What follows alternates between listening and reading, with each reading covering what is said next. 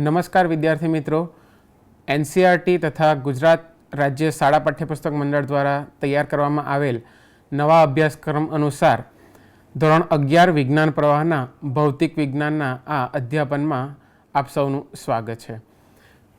વિદ્યાર્થી મિત્રો, આજે આપણે ભૌતિક વિજ્ઞાનના પ્રકરણ 5 એટલે કે ગતિના નિયમોનો અભ્યાસ કરીશું.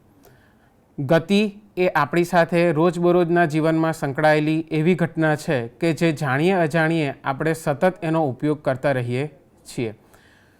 ગતિના નિયમો. સૌપ્રથમ તો ગતિના અભ્યાસની વાત કરીએ તો આપણે પ્રકરણ નંબર 3 અને 4ની અંદર સુરેખપથ પર ગતિ અને સમતલમાં ગતિની વાત કરી. તો ચાલો શરૂઆત કરીએ ગતિના નિયમો. મારું નામ છે દિગ્પાલસિંહ રાઠોડ. હું નવસારી જિલ્લાની શ્રી BL પટેલ સર્વવિદ્યા મંદિર રાનકુવાની અંદર ધોરણ 11 અને 12 એટલે કે ઉચ્ચતર માધ્યમિકની અંદર અભ્યાસ કરાવું છું. આ પ્રકરણની અંદર આપણે અહીં દર્શાવેલ જે અલગ અલગ મુદ્દાઓ જે ખરા એનો અભ્યાસ કરીશું.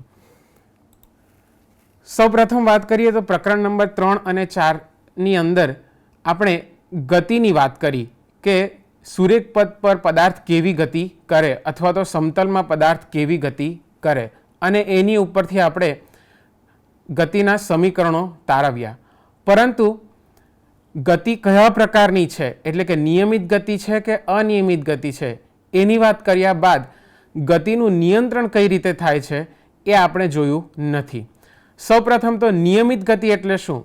તો કે નિયમિત ગતિ એટલે કે વેગ જેનો અચળ હોય અને પ્રવેગ જેનો શૂન્ય હોય એવી ગતિ, એને આપણે કહીએ છીએ નિયમિત ગતિ.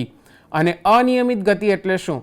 તો જેનો વેગ અચળ નથી હોતો અને પ્રવેગ અશૂન્ય અથવા તો અચળ હોય તો તેવા સંજોગોમાં આવી ગતિને આપણે કહીએ છીએ અનિયમિત ગતિ.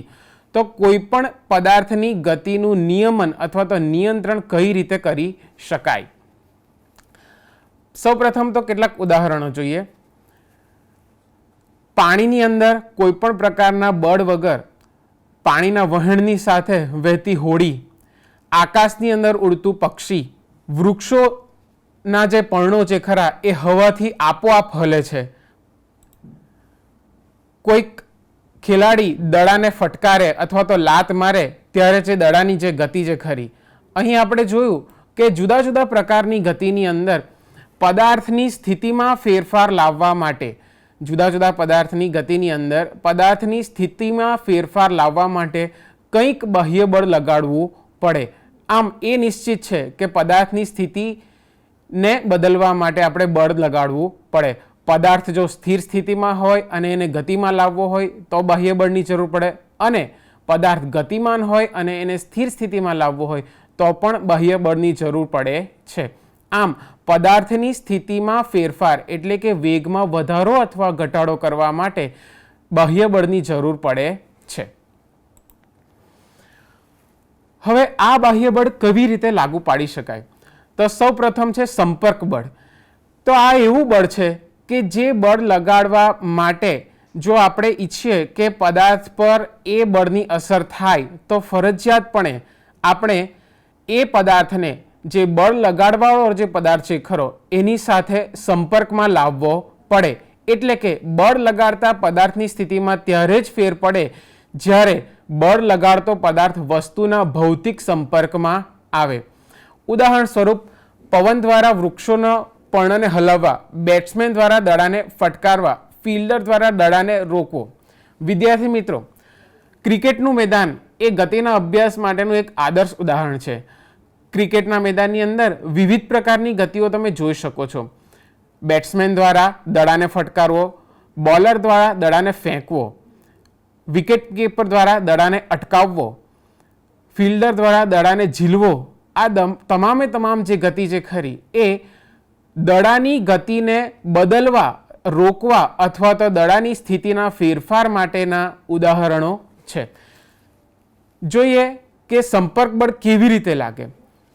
અહીં આપ જોઈ શકો છો કે વૃક્ષના પર્ણો એ હવાની મદદથી હલે છે, પરંતુ શું થાય છે? તો કે ભાઈ જ્યાં સુધી હવા એ વૃક્ષના સંપર્કમાં ન આવે ત્યાં સુધી પર્ણો પોતાનું સ્થિતિ બદલતા નથી. આમ હવા અને વૃક્ષના પર્ણોના સંપર્કને કારણે આ વસ્તુ શક્ય બને છે. અહીં તમે જુઓ છો કે એક ખેલાડી દડાને લાત મારે છે. સ્પષ્ટપણે ખ્યાલ આવે છે કે જ્યાં સુધી ખેલાડી પોતાના પગ દ્વારા દડાને સ્પર્શ ન કરશે અથવા તો એના પગનો સંપર્ક દડા સાથે ન થાય ત્યાં સુધી દડો પોતાનું સ્થાન બદલવાનો નથી. અહીં તમે જોઈ શકો છો કે એક ખેલાડી દડાને ઝીલે છે, પરંતુ ક્યારે ઝીલે છે તો કે જ્યાં સુધી એ દડો ખેલાડીના સંપર્કમાં ન આવે ત્યાં સુધી એ દડો અટકતો નથી. આમ અહીં તમે જોયું કે પદાર્થની સ્થિતિમાં જે ફેરફાર જે ખરો એના માટે એક જે જરૂરી બળ જે ખરું એ છે સંપર્ક બળ. બીજું બળ છે ક્ષેત્રીય બળ. ક્ષેત્રીય બળ એટલે શું તો કે ભાઈ આ એક એવું પ્રકારનું બળ હોય છે કે જે પદાર્થની સ્થિતિમાં ફેરફાર લાવવા માટે એના સંપર્કમાં ભૌતિક સંપર્કમાં આવે જ એવું જરૂરી નથી. જેમ કે ચુંબક દ્વારા લોખંડની ખીલીને આકર્ષવું. ચુંબકનો પ્રયોગ આપણે હંમેશા કરતા હોઈએ છીએ. ચુંબકને જ્યારે પણ આપણે લોખંડની વસ્તુની નજીક લઈ જઈએ ત્યારે આપોઆપ એ વસ્તુ ચુંબક તરફ અથવા તો ચુંબક એ વસ્તુ તરફ ખેંચાઈ જાય છે. એના માટે કોઈ ભૌતિક સંપર્કની જરૂર પડતી નથી. બે ચુંબક વચ્ચેની ગતિ આપણે જાણીએ છીએ કે બે ચુંબક હોય એના બે ધન ધ્રુવને એકબીજાની નજીક લાવવામાં આવે તો એ બે વચ્ચે અપાકર્ષણ થાય, અને જો ધન અને ઋણ ધ્રુવને એકબીજાની નજીક લાવવામાં આવે તો આકર્ષણ થાય છે. અહીં સ્પષ્ટ છે કે ચુંબકના ઉત્તર અને દક્ષિણ ધ્રુવની વચ્ચે કોઈ પણ પ્રકારનો સંપર્ક ન હોવા છતાં પણ એમની વચ્ચે કોઈક બળ પ્રવર્તમાન હોય છે. હાથમાંથી મુક્ત કરેલ પથ્થરનું નીચે પડવું એક બહુ સામાન્ય ઉદાહરણ છે. જ્યારે બી કોઈ વસ્તુ આપણા હાથમાંથી છટકી જાય છે અથવા હાથમાંથી છૂટી જાય છે ત્યારે ફરજિયાત એ વસ્તુ જે ખરી એ જમીન તરફ જ પડે છે. તો એવું શા માટે થાય છે? તો એનું કારણ છે ક્ષેત્રીય બળ. અહીં તમે જોઈ શકો છો કે એક ચુંબકને લોખંડના એક લગદાની નજીક લાવતા શું થાય છે તો કે ભાઈ ચુંબક આપોઆપ એ લોખંડના ભૂકાની નજીક જાય છે. તમે જોઈ શકો છો કે ચુંબકને જ્યારે એ લોખંડના ભૂકાની નજીક રાખવામાં આવે છે ત્યારે લોખંડનો ભૂકો ચુંબક તરફ આકર્ષાય છે. વૃક્ષ ઉપરથી પડતા ફળો, વૃક્ષ ઉપરથી કોઈ પણ ફળ પડે એ હંમેશા જમીન તરફ જ પડે છે. કોઈ દિવસ એ ફળ આકાશ તરફ જતું નથી.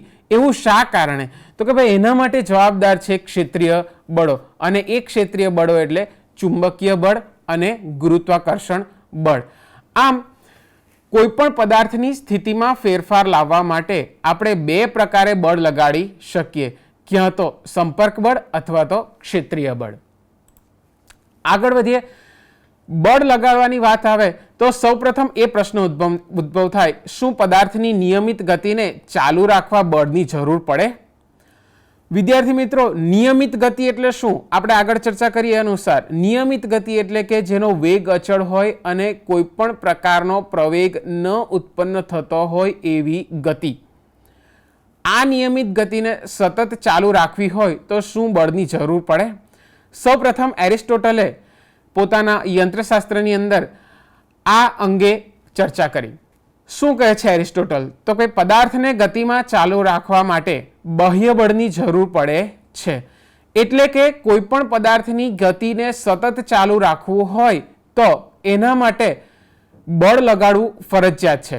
સૌપ્રથમ એણે ધનુષમાંથી છૂટેલ તીરના ઉદાહરણની મદદથી જણાવ્યું કે તીરની પાછળની તરફ રહેલી હવા સતત તીરને ધકેલે છે અને તેથી તીર ધનુષમાંથી છૂટ્યા બાદ પણ સતત ગતિ કરતું રહે છે. એક વ્યવહારિક ઉદાહરણની મદદથી સમજીએ એરિસ્ટોટલ શું માને છે. દોરી વડે બાંધેલી એક સાદી રમકડાની કાર કે જે કોઈ પણ પ્રકારના બાહ્ય બળ અથવા તો વિદ્યુત બળ દ્વારા ચાલતી ન હોય તો કે ભાઈ એ સાદી રમકડાની કારને સતત ગતિમાં રાખવા માટે બાળક દ્વારા દોરીને સતત ખેંચતા રહેવું પડે છે. વિદ્યાર્થી મિત્રો, નાનપણમાં આપણે આ એક ખૂબ સામાન્ય અનુભવ કર્યો હશે કે રમકડાની ગાડીને આપણે જ્યાં સુધી દોરી વડે ખેંચતા રહીએ ત્યાં સુધી એ ગાડી આગળ વધતી રહે છે અને દોરી દ્વારા ખેંચવાનું બંધ કરતા ગાડી અટકી જાય છે. તો આ ઉદાહરણ પરથી આપણને એરિસ્ટોટલનું જે વિધાન છે ખરું એ સત્ય લાગે છે કે ભાઈ કઈ રીતે ગાડીને સતત ચાલુ રાખવા માટે, સતત ગતિ કરાવવા માટે આપણે બાહ્ય બળ લગાડતા રહેવું પડે છે. પરંતુ થોડું પ્રાયોગિક રીતે વિચારીએ શું થાય છે. તો કે ભાઈ જ્યારે કાર સ્થિર સ્થિતિમાં હોય ત્યારે તેના ઉપર જમીન દ્વારા ઘર્ષણ બળ લાગતું હોય છે. એનો મતલબ એમ કે જો કારને ગતિમાં લાવવી હોય તો તેવા સંજોગોમાં આપણે ફરજિયાતપણે ઘર્ષણ બળની વિરુદ્ધ દિશામાં કંઈક ને કંઈક બળ લગાડવું પડે. આ જે ઘર્ષણ બળ જે ખરું એ પદાર્થની ગતિનો વિરોધ કરતું બળ છે. તેવા સંજોગોમાં કેટલું બળ લગાડીએ? તો ઓછામાં ઓછું ઘર્ષણ બળ જેટલું બળ લગાડવામાં આવે તો અને તો જ એ કાર પોતાની સ્થિર સ્થિતિ બદલીને ગતિમાન સ્થિતિમાં આવે છે.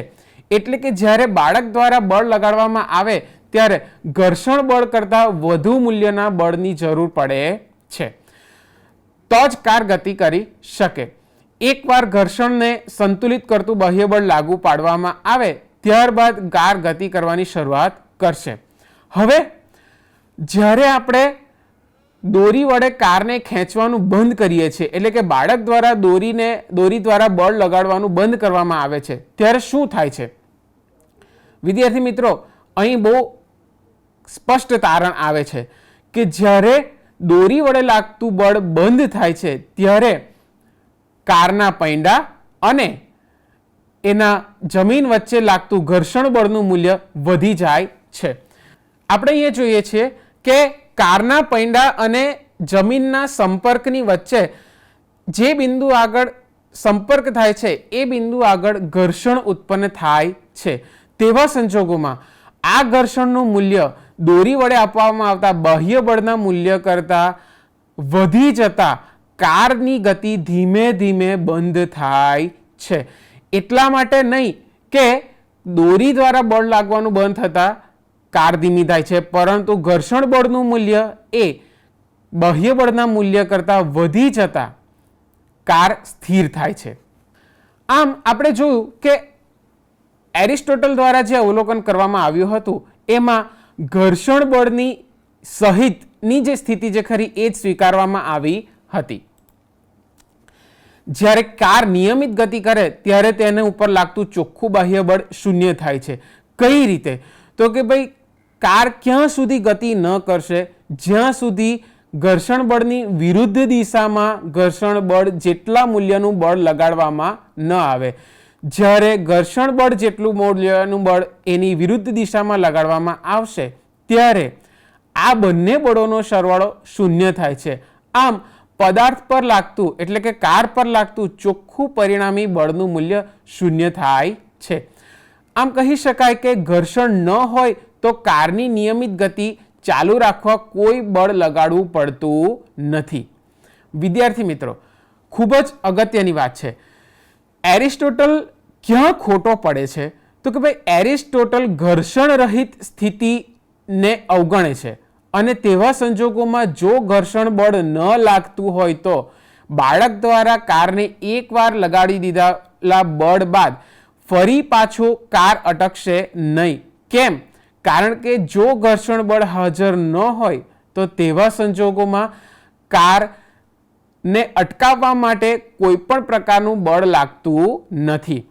ઉદાહરણ સ્વરૂપ શૂન્યાવકાશની અંદર પદાર્થની ગતિ. આપણે જાણીએ છીએ કે અવકાશની અંદર અવકાશયાનને એકવાર મુક્ત કરી દીધા બાદ એન્જિન બંધ કરી દેશું તો પણ જે તરફનો ધક્કો એ અવકાશયાનને લાગેલો હોય એ જ તરફ સતત અવકાશયાન આગળ વધતું રહે છે. ગ્રહોની ગતિ સતત ચાલુ રહે છે, એના માટે કોઈ બાહ્ય બળ લગાડવું પડતું નથી. એ પણ એક વખત ગતિમાં આવી ગયા બાદ ઘર્ષણ રહિત સ્થિતિની અંદર સતત અચળ વેગી ગતિ કરતા રહે છે, એટલે કે નિયમિત ગતિ કરતા રહે છે. આમ આપણે જોયું કે એરિસ્ટોટલની ભૂલ ભરેલી માન્યતા શું હતી? તો કે ભાઈ એરિસ્ટોટલ દ્વારા જે નિયમ આપવામાં આવ્યો હતો કે પદાર્થની ગતિને સતત ચાલુ રાખવા માટે બાહ્ય બળની જરૂર પડે છે, એ નિયમ ખોટો છે. એટલે કે પદાર્થની ગતિને સતત ચાલુ રાખવા માટે એવું જરૂરી નથી કે સતત બાહ્ય બળ લગાડવું પડે, પરંતુ એની ઉપર લગાડવામાં આવેલા પરિણામી બાહ્ય બળનું મૂલ્ય 0 થવું જોઈએ. જડત્વનો નિયમ. આગળના મુદ્દા તરફ જઈએ તો એરિસ્ટોટલ દ્વારા જે નિયમો આપવામાં આવ્યા એનું ખંડન ગેલિલિયો દ્વારા કરવામાં આવ્યું. ગેલિલિયોએ સર્વપ્રથમ તો ઘર્ષણને અવગણીને ગતિના અભ્યાસ કરવાની શરૂઆત કરી. ગેલિલિયોના પ્રયોગની અંદર ઘર્ષણ એ ન હોય એવી પરિસ્થિતિઓનો સતત ગેલિલિયો વિચાર કરે છે.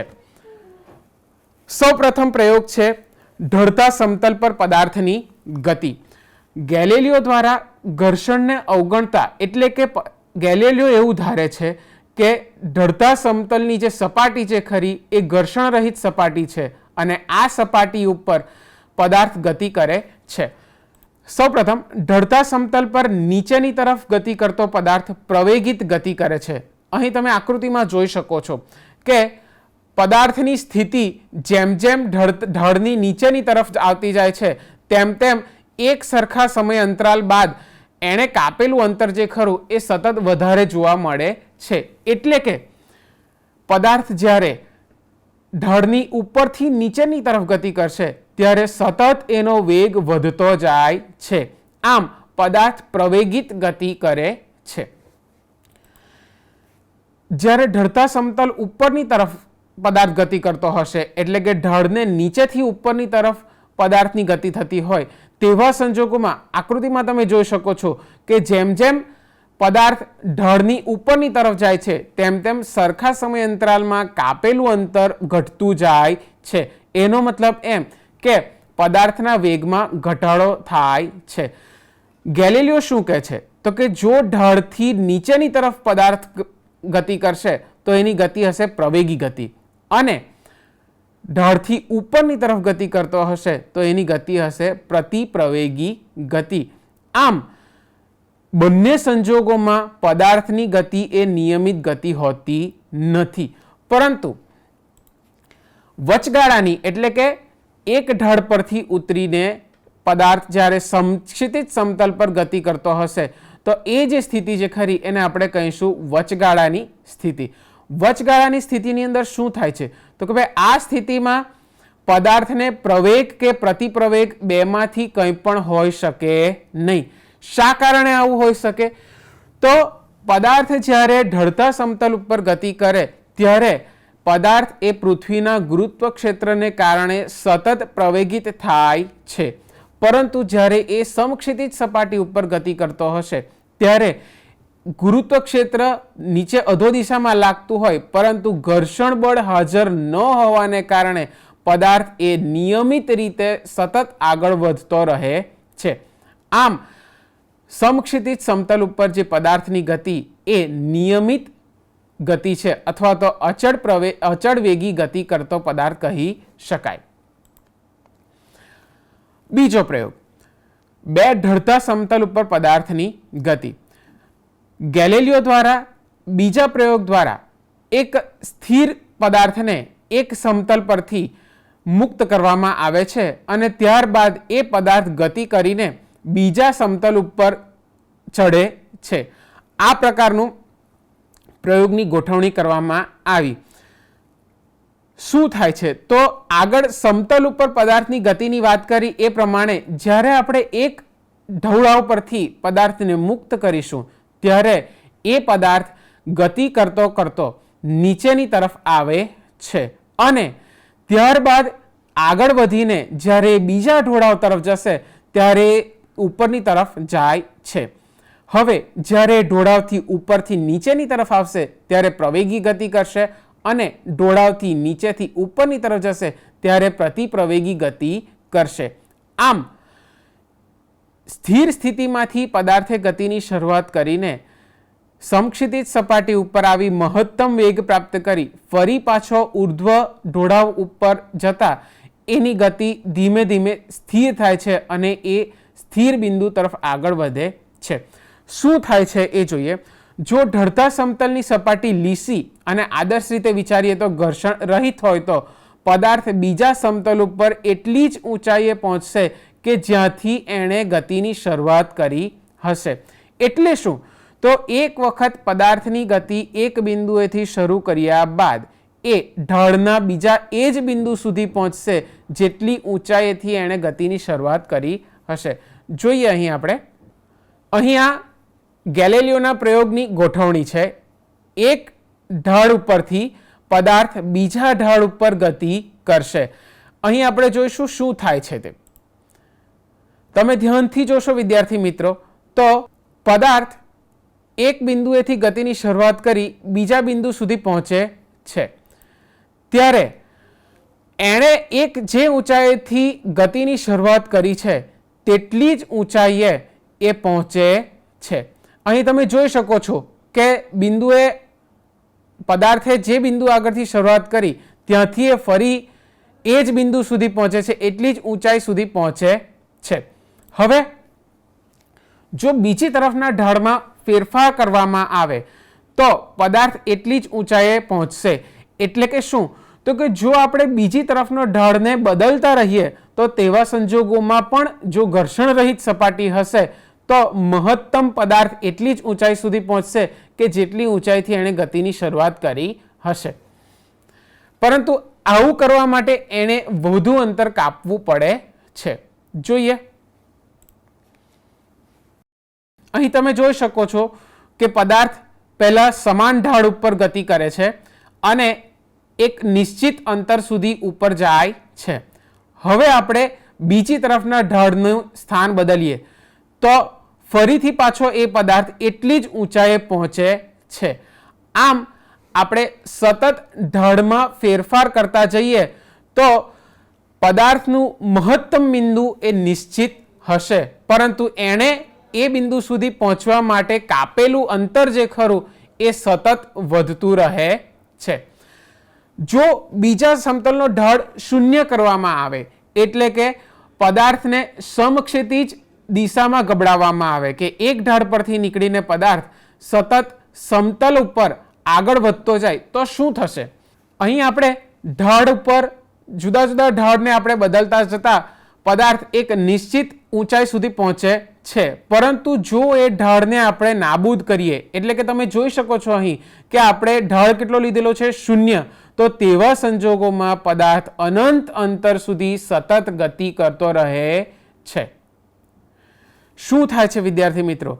તો કે ભાઈ બે ઢોળાવ ઉપર ગતિ કરતો પદાર્થની જે ગતિ જે ખરી એ કંઈક નવું તારણ આપણને આપે છે. ઢોળાવનું મૂલ્ય બદલતા રહેતા પદાર્થની મહત્તમ ઊંચાઈનું મૂલ્ય બદલાતું નથી. અહીં તમે જોઈ શકો છો કે બીજી તરફનો ઢોળાવ સતત બદલતા રહેતા આ ઢોળાવ જે ખરો એ પદાર્થની ઊંચાઈમાં કોઈ પણ પ્રકારનો ફેરફાર લાવી શકતો નથી. અહીં આપણે એક આદર્શ પરિસ્થિતિની વાત કરેલ છે કે પદાર્થ એ ઘર્ષણ રહિત સપાટી ઉપર ગતિ કરે છે. જો આ ઢોળાવને આપણે શૂન્ય કરીએ તો તમે જોઈ શકો છો કે પદાર્થ એ અનંત અંતર સુધી સતત ગતિ કરતો રહે છે. તારણ શું નીકળે છે? તો સ્થિર અવસ્થા અને નિયમિત સુરેખ ગતિ બંને સમતુલ્ય અવસ્થા છે. વિદ્યાર્થી મિત્રો, એક ખૂબ જ વિશિષ્ટ અને રોચક તારણ ઉપર આપણે આવીએ છીએ કે સ્થિર અવસ્થા અને નિયમિત સુરેખ ગતિ બંને સમતુલ્ય અવસ્થાઓ છે.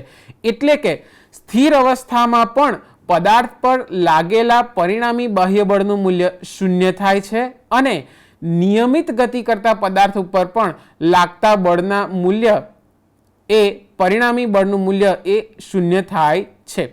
બંને કિસ્સામાં પદાર્થ પર લાગતું ચોખ્ખું પરિણામી બાહ્ય બળ 0 થાય છે. શા માટે? ગેલેલિયોના પ્રયોગ પરથી આ જાણી શકીએ આપણે. તો સ્થિર સ્થિતિમાંથી પદાર્થે ગતિની શરૂઆત કર્યા બાદ બીજી તરફ એટલી જ ઊંચાઈએ ફરી પાછો પદાર્થ સ્થિર થાય છે. આમ મધ્યમાન ગાળાની અંદર પદાર્થની પ્રવેગિત કે પ્રતિપ્રવેગિત ગતિની અસર એની પ્રારંભિક કે અંતિમ અવસ્થા ઉપર પડતી નથી. બંને કિસ્સામાં પદાર્થ પર લાગતું ચોખ્ખું બાહ્ય બળનું મૂલ્ય આપણને 0 મળે છે. જો પદાર્થની નિયમિત ગતિને ચાલુ રાખવી હોય તો તેની ઉપર સતત બાહ્ય બળ લગાડવું જરૂરી નથી. શા માટે એવું નથી? તો કે ભાઈ બાહ્ય બળનું મૂલ્ય લગાડવાથી પદાર્થની ગતિ ચાલુ રહેશે, પરંતુ એ નિયમિત ગતિ સતત ચાલુ રાખે એના માટે બાહ્ય બળની જરૂર રહેતી નથી. એક વખત પદાર્થને લાગતા ઘર્ષણ બળની વિરુદ્ધ મૂલ્યના સમાન અને વિરુદ્ધ દિશાની અંદર પદાર્થને બળ આપી દેવામાં આવે તો પરિણામી બળનું મૂલ્ય શૂન્ય થતાં એની ગતિ સતત ચાલુ રહે છે. વધારેના બાહ્ય બળની મૂલ્યની જરૂર પડતી નથી. આ અવસ્થા જે ખરી, ગેલિલિયોનો જે પ્રયોગ જે ખરો એ પદાર્થના જડત્વના ગુણધર્મને આપે છે. જો ચોખ્ખું બાહ્ય બળ શૂન્ય હોય તો સ્થિર પદાર્થ સ્થિર રહે છે અને ગતિમાન પદાર્થ નિયમિત વેગથી ગતિ કરવાનું ચાલુ રાખે છે.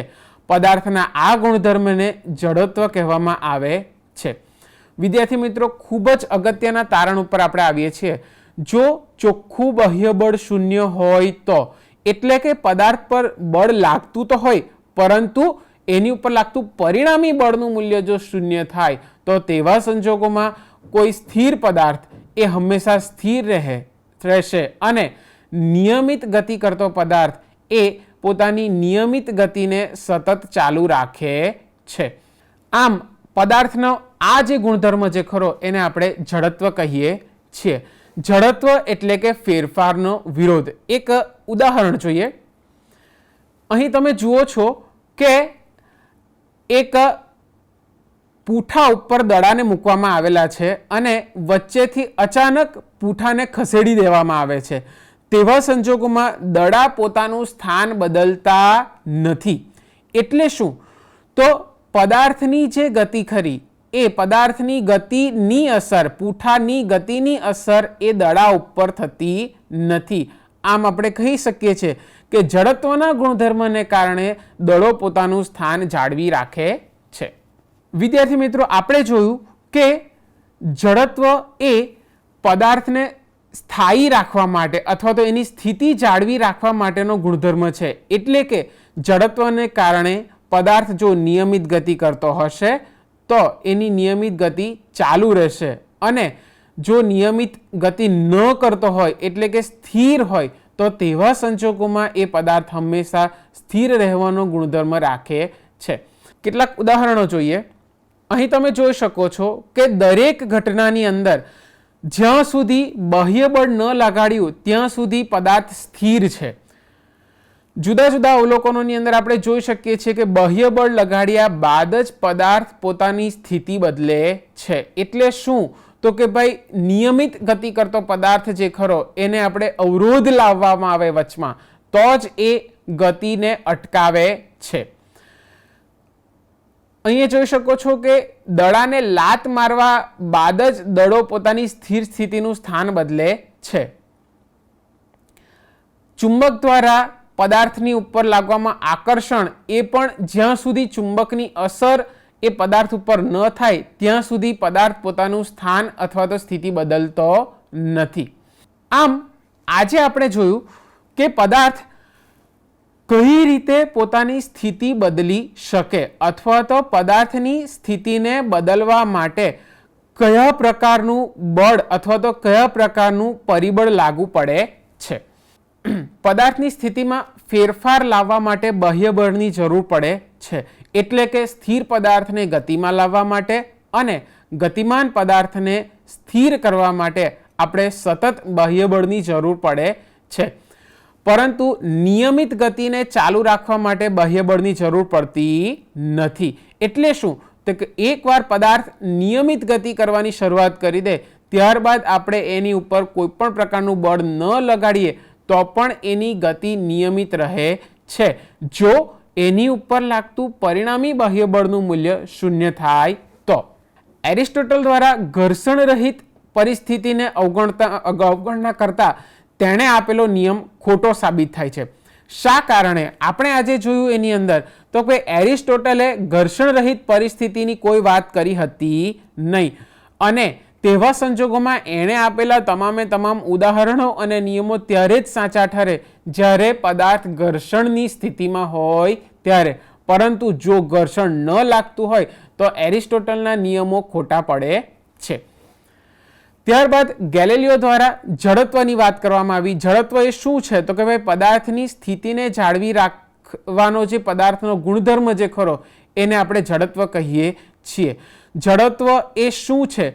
જડત્વ એ પદાર્થની સ્થિર સ્થિતિને સ્થિર રહેવા દે અને નિયમિત ગતિને સતત ચાલુ રાખે એવો ગુણધર્મ છે. વિદ્યાર્થી મિત્રો, ફરી એકવાર એક ક્વિક રિવિઝન લઈ લઈએ કે આજે આપણે સાની સાની ચર્ચા કરી.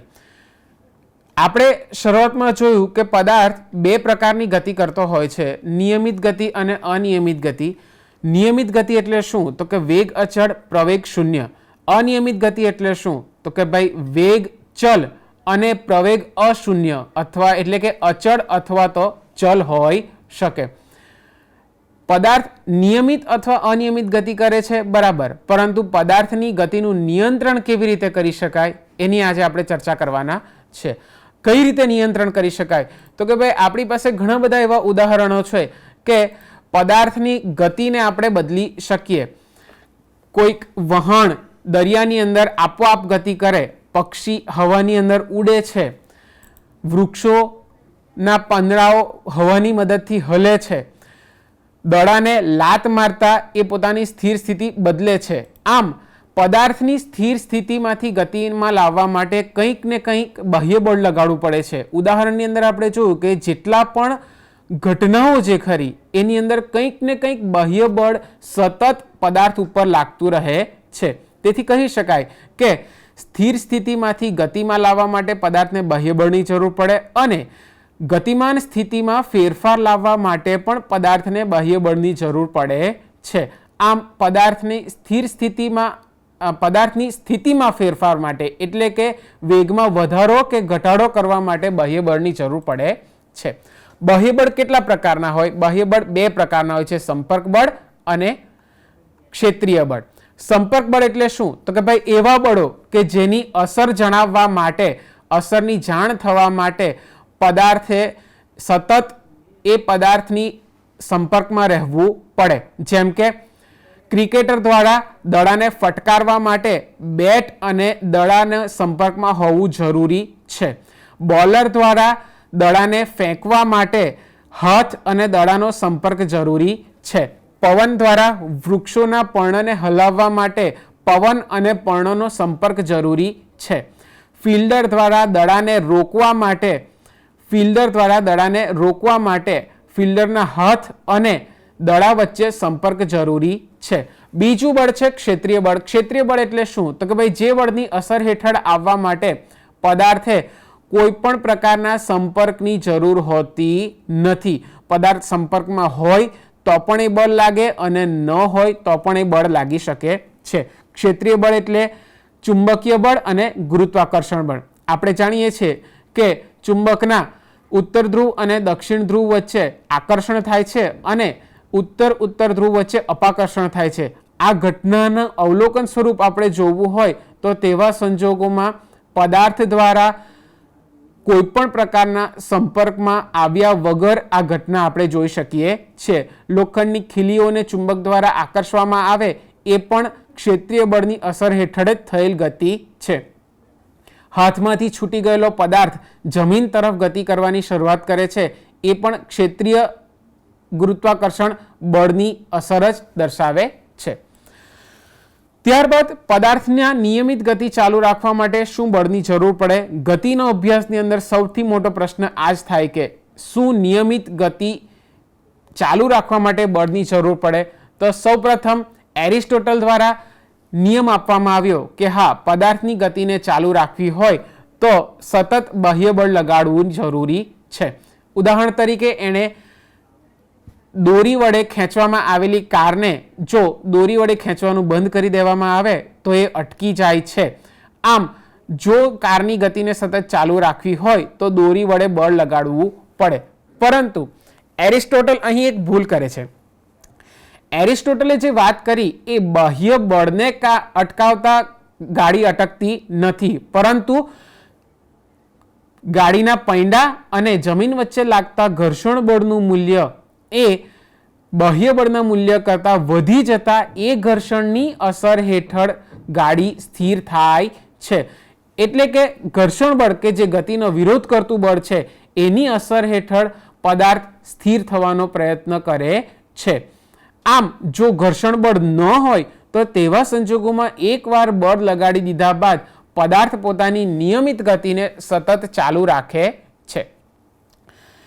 એટલે કે જ્યારે કાર નિયમિત ગતિ કરે ત્યારે તેની ઉપર લાગતું ચોખ્ખું બાહ્ય બળનું મૂલ્ય શૂન્ય થાય છે. આમ કહી શકાય કે ઘર્ષણ ન હોય તો કાર નિયમિત ગતિ ચાલુ રાખશે અને એ ગતિ ચાલુ રાખવા માટે કોઈ પણ પ્રકારનું બળ લગાડવું પડતું નથી. એરિસ્ટોટલના આ ભૂલ ભરેલા નિયમ બાદ ગેલિલિયો દ્વારા ઘર્ષણ રહિત પરિસ્થિતિને સ્થાનમાં લેવામાં આવી. અભ્યાસની અંદર ઢળતા સમતલ પર પદાર્થની ગતિની વાત કરવામાં આવી કે જેમાં ઢળતા સમતલ પર નીચેની તરફ ગતિ કરતો પદાર્થ પ્રવેગિત ગતિ કરે છે, એટલે કે સમયની સાથે સતત એક સરખા સમયગાળાની અંદર કાપેલું અંતર એનું વધતું જાય છે અને વેગ એનો વધતો જાય છે. અને ઢળતા સમતલ ઉપર નીચેની તરફ ગતિ કરતો પદાર્થ એ પ્રતિપ્રવેગિત ગતિ કરે છે, એટલે કે ઉપરની તરફ જ્યારે પદાર્થ ગતિ કરતો હશે તેવા સંજોગોમાં સતત એનો વેગ ઘટતો જાય છે. વચગાળાની સ્થિતિ એટલે કે સમક્ષિતિજ સમતલ પર ગતિ કરે તો તેવા સંજોગોમાં જો સપાટી ઘર્ષણ રહિત હોય તો પદાર્થમાં પ્રવેગ કે પ્રતિપ્રવેગ ઉત્પન્ન થઈ શકે નહીં અને પદાર્થ અચળ વેગી ગતિ સતત ચાલુ રાખશે.